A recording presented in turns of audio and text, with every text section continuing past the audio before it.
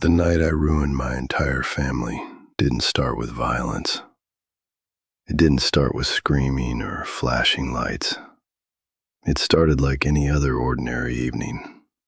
Dinner on the table, the television humming in the background, my wife folding laundry on the couch while our son played with his toy cars on the living room floor.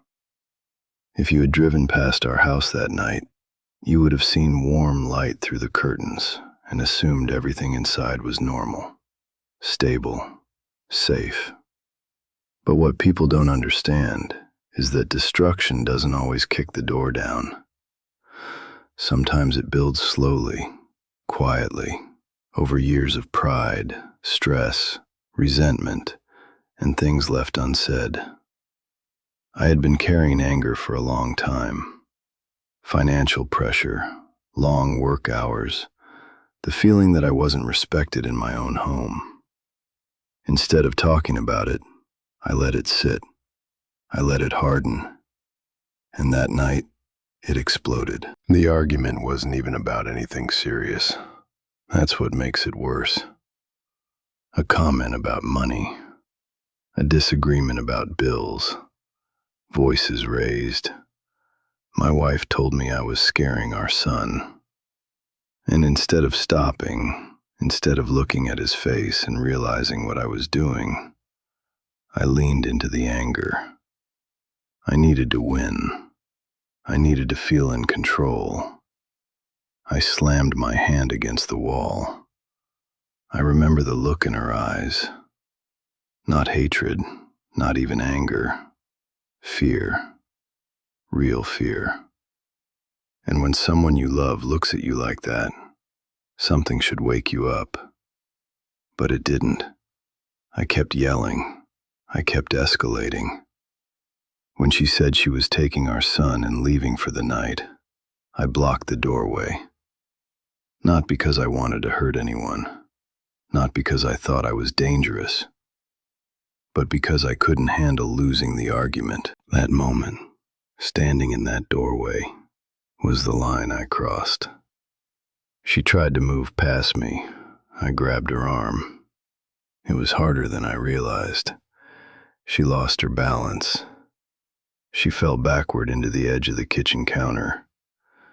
The sound of her head hitting that surface is something I still hear in my sleep. It wasn't dramatic. It wasn't cinematic. It was dull. Final. She didn't get up right away. Our son started crying. I remember saying her name over and over. I remember shaking her shoulders, telling her to wake up. I remember the panic setting in when she didn't respond the way she should have. The ambulance came. The police came. And by sunrise, I was sitting in handcuffs outside the same house where hours earlier I thought I was just having an argument.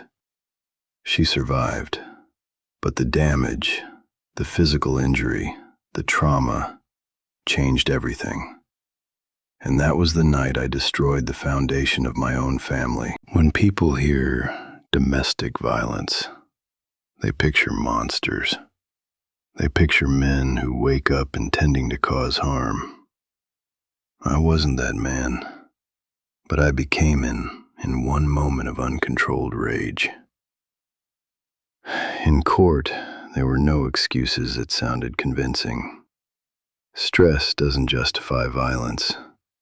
Financial pressure doesn't justify intimidation. Hurt feelings don't justify laying hands on someone. I tried at first to explain it away. I said it was an accident.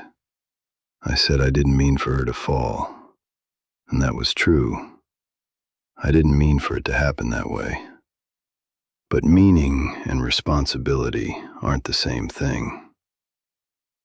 The judge didn't care that I had never been arrested before. He didn't care that I was a good provider. He cared about the fact that my son watched his father hurt his mother. And that truth hit harder than the sentence itself. When they gave me prison time, I kept thinking about my son's face. Not during the fall, but earlier that night when he was playing on the floor.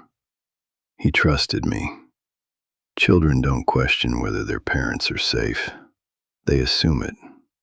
And in one outburst, I shattered that assumption. Prison is filled with men who say they lost control. It's almost a cliché, but sitting in a cell forces you to ask a harder question. Why did you feel entitled to lose control in the first place? I had built my identity around being the authority in my home. I mistook dominance for leadership. I mistook fear for respect. And when I felt that control slipping, I reacted like someone who thought power was something you defended at all costs. Visits became the hardest part of my sentence. My wife didn't come back. She filed for divorce. I don't blame her. She had to protect herself and our child. My son visited once with his grandmother. He wouldn't look at me. He sat in that plastic chair and stared at the floor. I tried to tell him I was sorry. I tried to explain that Daddy made a mistake. But mistakes are small things.